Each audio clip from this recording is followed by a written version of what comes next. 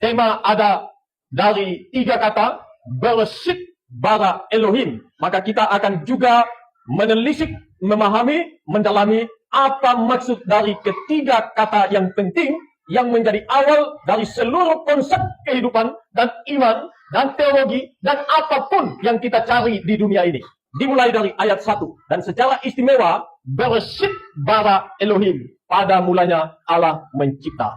Saudara, ayat ini kita coba memahami dan dudukkan ayat ini di dalam konteks teks pertama kali ditulis. Karena ayat ini tentu bukan datang langsung kepada kita. Kita hidup sudah di abad 21. Sedangkan ayat ini ditulis di abad 15 sebelum Masehi. Jadi sekitar 1500 sebelum Masehi. Kalau ditambah dengan kita sudah lewat 2000 tahun, maka sekitar hampir 3600 atau setidaknya 3500 tahun yang lalu firman Tuhan ini ditulis. Tetapi 3000 tahun yang lalu itu adalah penanggalan firman ini ditulis, bukan bukan menceritakan tentang apa yang dikatakan di dalam ayat ini. Karena ayat ini tidak bicara penanggalan penulisan, sebaliknya ayat ini bicara tentang bagaimana pada mulanya Allah mencipta. Jadi ayat ini dibuka, kitab Kejadian juga dibuka dengan kisah penciptaan. Dalam teks asli namanya disebut sebagai Bereshit, kitab Kejadian itu. Dalam bahasa Inggris disebut sebagai Genesis, di dalam bahasa kita disebut sebagai Kejadian. Karena memang kitab ini menceritakan berbagai-bagai asal mula dari kehidupan, termasuk manusia di dalamnya. Tentu, waktu Tuhan memimpin Musa dengan pimpinan rohnya yang kudus untuk menulis ini, ada di dalam konteks yang pada saat itu, Musa bersama-sama dengan orang Israel. Itu yang saya katakan tadi, kita mendudukkan ini pertama-tama di dalam konteksnya. Supaya kita tidak lepas konteks. Orang Israel waktu itu, baru selesai dari masa perbudakan, mereka keluar dari Mesir menuju ke tanah Kanaan. Tetapi bukan itu persoalan utamanya. Persoalannya adalah bagaimana pemahaman mereka tentang Allah. Apa yang mereka kenal tentang Allah. Itu yang menjadi persoalan utama. Karena pada dasarnya, mereka di Mesir sudah mempunyai satu konsep tentang Allah. Mereka tidak sekedar manusia yang tidak beragama. Tidak, tapi lebih daripada itu, mereka adalah manusia yang beragama tapi beragama salah. Beragama tetapi penuh dengan pemikiran yang tidak cocok, yang tidak sesuai dengan maksud Tuhan, dan nilai-nilai iman yang semestinya. Saudara, ayat ini langsung menyatakan perbedaan, pemisahan antara sang pencipta dan ciptaan. Waktu mereka ada di Mesir, ada banyak pengajaran dan keyakinan yang mereka dapatkan. Dan tidak sedikit dari mereka juga memahami itu. Maka ketika mereka keluar dari Mesir menuju tanah Kanaan, perhatikan saja. Belum lama, baru 40 hari Musa di atas gunung Sinai, mereka sudah bersinah dengan Allah lain. Mereka membuat patung lembu emas. Lalu mereka menyembah, mereka katakan, inilah Allah kita, inilah Allah yang mengeluarkan kita dari Mesir. Seperti itu orang Israel waktu itu. Maka memang mereka perlu untuk mendapatkan pengajaran yang benar. Seperti yang kita sudah pelajari juga sebelumnya, bahwa kita harus bertekun dalam 2 hal. Yang pertama dalam pengajaran yang benar, yang kedua dalam persekutuan ilahi dan di dalam sesama. Nah, saya kembali kepada teks ini. Ada setidaknya 2 persoalan utama yang berkaitan dengan Allah, konsep kealahan daripada orang-orang saat itu. Sehingga sebenarnya, waktu Musa menuliskan pada mulanya adalah firman, pada mulanya Allah menciptakan langit dan bumi, khususnya frasa yang pertama, Bereshit bara Elohim, ini secara langsung menghantam nilai-nilai iman, kepercayaan-kepercayaan yang ada saat itu. Jadi modelnya seperti itu, saudara. Waktu Musa mengatakan pada mulanya Allah menciptakan langit dan bumi, orang di Timur Tengah kuno saat itu mempunyai 2 konsep utama. Yang pertama berkaitan dengan politeisme. Politeisme itu dari kata Yunani, dari kata pan itu banyak, lalu theos itu Allah. Jadi kalau digabung dan kita rangkaikan jadi pengertian yang sederhana, percaya akan ada banyak Allah. Itu yang menjadi lingkupan keimanan daripada orang saat itu. Maka di Mesir itu ada dewa Nil, ada dewa kesuburan, ada dewa bahkan yang tertinggi itu disebut dewa Ra, dewa matahari. Maka saudara, waktu Musa dipakai oleh Tuhan untuk melawan dan menyampaikan tulah di Mesir, itu sebenarnya pertentangan langsung antara Allah yang maha dahsyat, maha besar dengan dewa-dewi yang ada di Mesir. Kita baca di dalam tulah ke-9 itu dikatakan ada gelap gulita 3 hari 3 malam. itu menandakan bahwa dewa yang dipuja-puji oleh orang Mesir saat itu kalah sebenarnya. Tidak punya kuasa. Karena itu yang mereka puja ya. Dan itu adalah dewa tertinggi yang mereka puja-puja di Mesir. Tapi Tuhan kalahkan. Kita tidak masuk tentang itulah. Tapi saya ingin menyampaikan bahwa di sana banyak pengajaran dan banyak keyakinan bahwa ada banyak dewa. Bahkan kalau kita lebih lanjut, karena ini berkaitan dengan penciptaan, dunia ini dikatakan terbentuk dan tercipta oleh karena kekacauan yang ada. Jadi dunia ini ada berasal dari kekacauan. Tapi Tuhan tidak begitu katakan kepada kita. Waktu dikatakan di dalam firman Tuhan, Tuhan membuat semua jadi teratur dan tertib di dalam kuasa dan otoritasnya. Berbeda dengan keyakinan yang ada pada saat itu. Dan pengajaran yang lain yang juga menjadi keimanan mereka dalam konteks penciptaan waktu itu kan. Mereka meyakini bahwa dunia ini ada oleh karena adanya percekcokan dan peperangan di antara para dewa. Seperti itu. Ada satu dewa namanya Dewa Marduk mengalahkan satu dewa yang disebut sebagai Tiamat. Lalu karena si dewa atau dewi Tiamat ini kalah, dia dipotong oleh Marduk. Lalu pada akhirnya menjadi dua lah. Karena dewa Tiamat dipotong bagi dua, maka dikatakan yang di bagian atasnya itu jadilah langit, bagian bawahnya jadilah bumi. Tapi saudara, firman Tuhan datang menghantam keyakinan yang bersifat mitologi itu dengan mengatakan, pada mulanya Allah mencipta, ditambah mencipta langit dan bumi. Dari ayat ini saja kita bisa nangkap bahwa hanya ada satu Allah. Manusia boleh menciptakan dewa, boleh menciptakan Allah di dalam rasio dan angannya dan dalam pikirannya. Silakan. Tetapi faktanya cuma ada satu Allah. Kita tidak punya banyak Allah.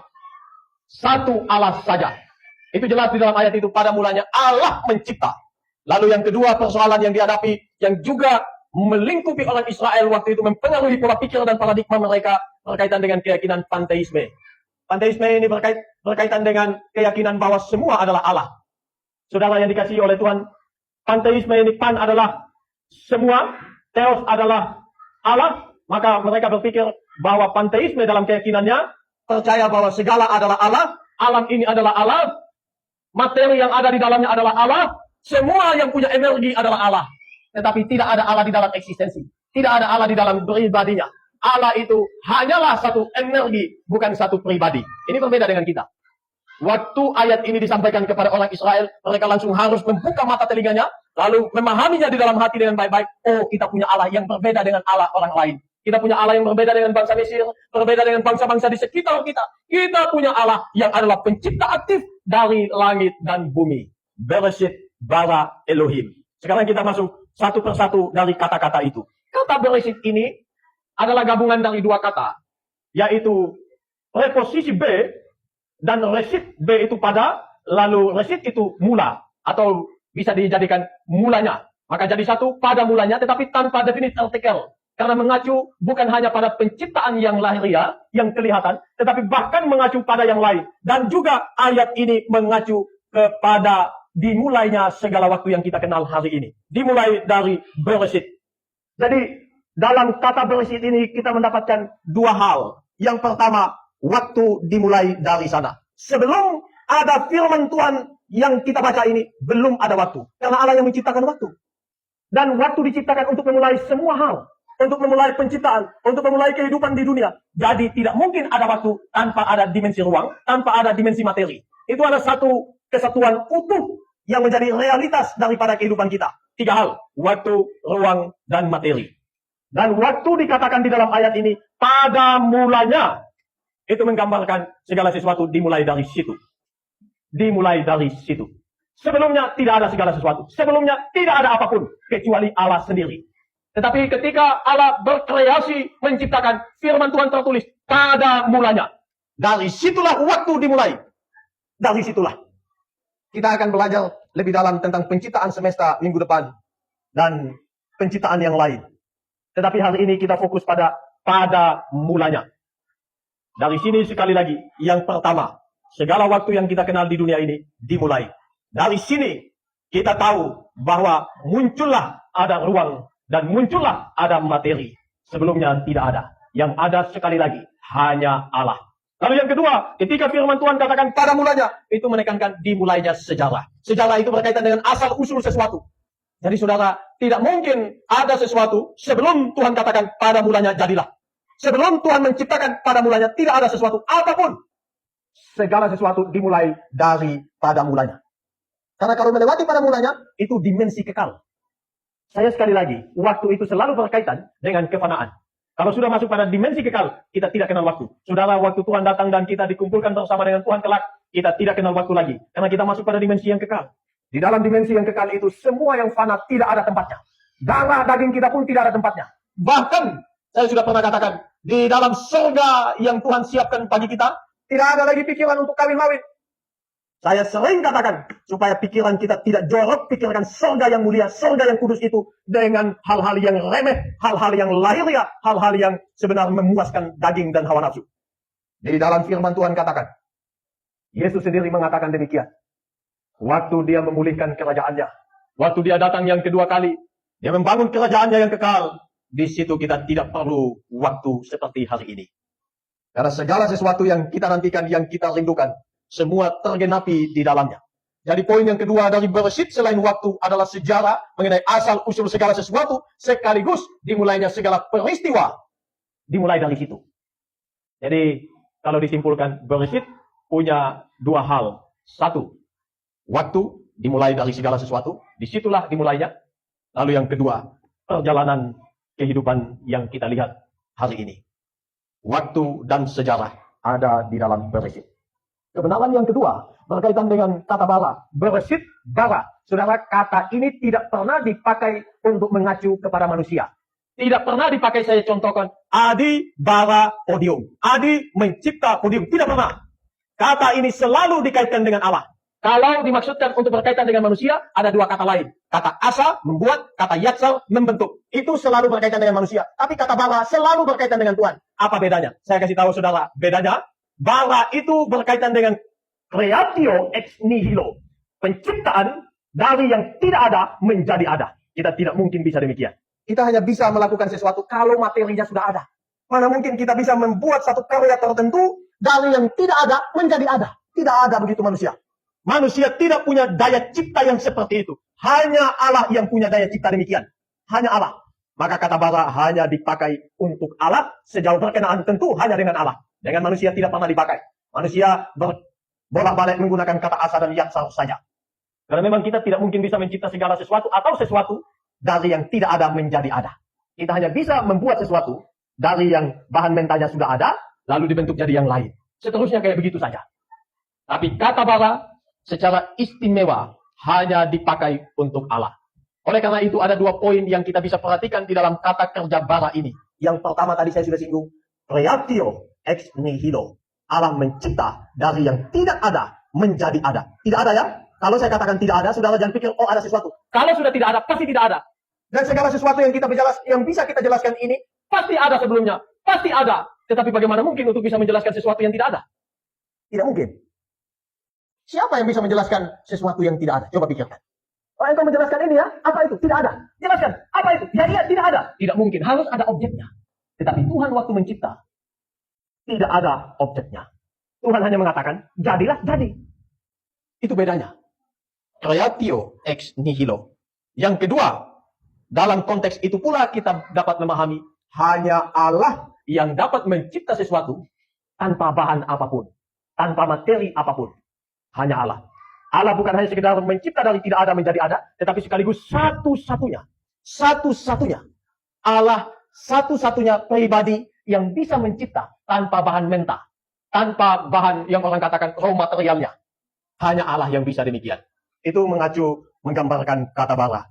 Lalu satu kata lagi, Elohim. Elohim ini bentuk jamak, bentuk tunggalnya adalah Eloah. Yang dari kata ini sebenarnya sudah menggambarkan secara progresif siapa Allah yang kita sembah itu. Ini bentuknya jamak. Eloah mendapatkan akhiran im, itu menggambarkan plural, tetapi maknanya mengandung makna tunggal. Dari ayat ini, dari khususnya kata Elohim ini, kita dapat melihat ada keesaan di dalam kemajemukan nama itu. Nama itu memang kelihatannya adalah jamak, tetapi eksistensi, prinsip, dan esensinya adalah esa, adalah satu, adalah tunggal. Jadi di situ kita bisa melihat kata Elohim. Dari Bereshit bara Elohim ini, saya sampaikan 3 hal sebelum saya masuk pada penerapan. Yang pertama, hanya ada satu Allah yang tunggal. Kita tidak punya banyak Allah. Manusia boleh menciptakan Allah dalam pikirannya, tetapi hanya ada satu Allah. Yang kedua, Allah adalah pencipta tunggal. Tidak ada yang bantu Allah untuk menciptakan apapun. Oh, ada kaki tangannya yang bantu untuk cipta langit. Lalu di sini ada yang lain yang bantu untuk cipta bumi. Lalu ada yang lain yang bantu untuk cipta manusia. Tidak.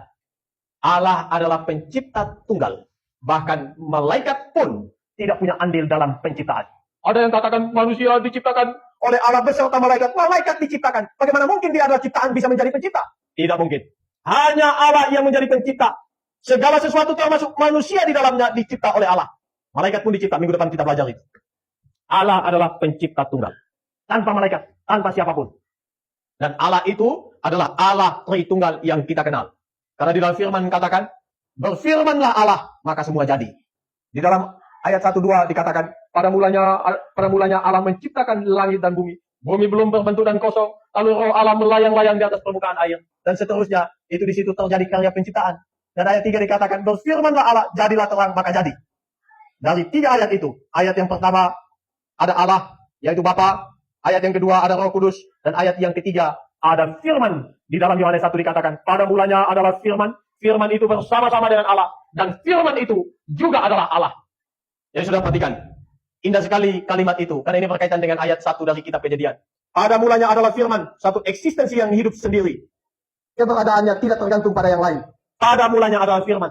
Firman itu bersama-sama dengan Allah. Sekarang ada 2 eksistensi. Satu adalah firman. Yang kedua dikatakan dalam ayat itu adalah Allah. Firman yang ada pada mulanya bersama-sama dengan Allah. Perhatikan kalimatnya baik sekali. Dan firman itu adalah Allah. Di satu sisi firman itu bersama-sama dengan Allah. Di dalam kalimat selanjutnya dikatakan. Dan firman itu adalah Allah. Maka di dalam 2 pribadi ini. Yang pertama adalah firman. Yang kedua adalah Allah. Dan firman itu sendiri juga adalah Allah. Jadi ada 2 pribadi. Dan selanjutnya segala sesuatu dijadikan oleh dia. Dan tanpa dia tidak mungkin ada apapun dari apa yang kita lihat. Dan di ayat 14. Firman Tuhan dalam Yohanes pasal 1 itu katakan.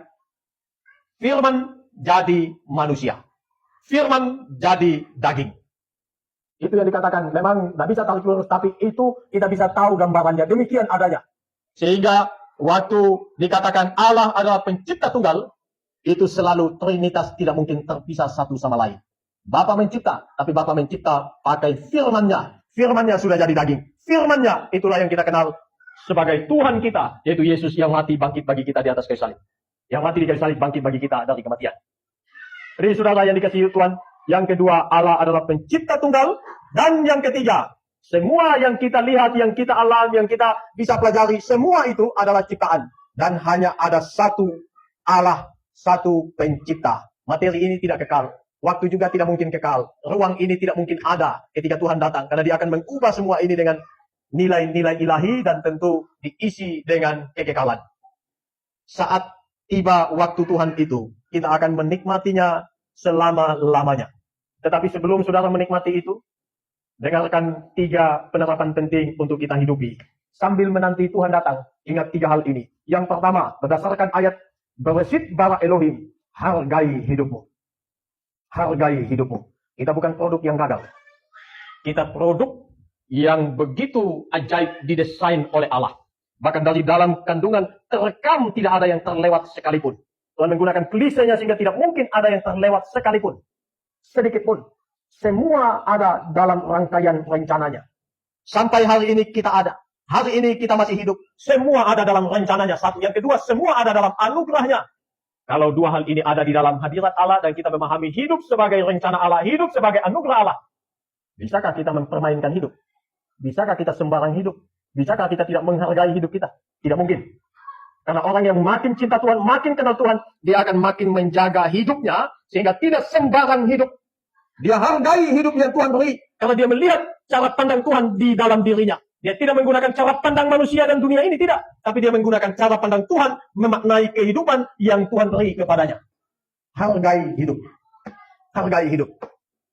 Saudara, kadang kita pikir hidup, mengalir saja. Orang yang pikir hidup mengalir saja, dia tidak pikir tujuan hidupnya, dia tidak pikir apa rencana Tuhan dan tujuan Tuhan baginya, orang macam ini matinya paling malam. Karena kita harus mengukir di atas kertas sejarah kehidupan kita tentang siapa kita, bagaimana kita. Saudara, kita sedang tulis cerita kita di dalam bukunya Tuhan. Siapa kita sebenarnya? Apakah sudah match dengan cerita yang Tuhan inginkan? Atau jangan-jangan kita masih terlalu jauh dari kehendak Tuhan? Jadi dalam konteks ini, hargai hidup. Saya maksud dalam hargai hidup ini bukan, oh kalau begitu saya fokus untuk jaga fisik saya. Sekali lagi, manusia terdiri dari jiwa dan tubuhnya. Maka jagalah dua itu. Dua hal penting.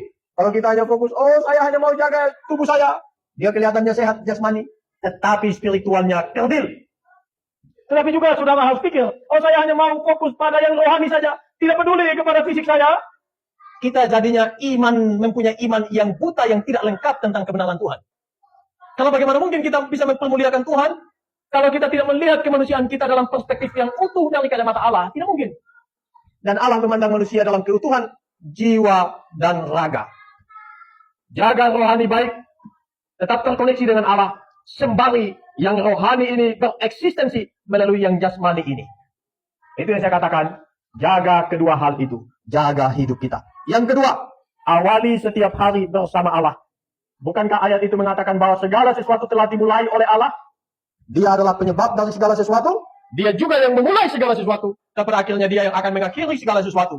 Kalau Allah adalah titik awal dari segala sesuatu, maka kita harus belajar untuk memulai titik awal setiap hari kehidupan kita dari Allah. Berrelasilah dengan Allah. Itu maksud saya. Allah menciptakan segala sesuatu. Dimulai dari Allah segala sesuatu. Maka harusnya hidup kita setiap hari dimulai dari relasi kita bersama dengan Allah. Awali hari bersama Allah. Setiap hari tentunya. Orang yang punya relasi dengan Tuhan, yang bersujud berlutut di hadapan Tuhan setiap pagi, orang itu akan bisa menghadapi dunia ini. Tapi kalau tidak demikian, masalah baru kecil. Masalah sekecil ini, orang yang tidak memaknai dan memahami hidup, dia akan memandang ini sebagai masalah yang sangat besar. Padahal kecil. Justru Tuhan pakai itu untuk membentuk kita.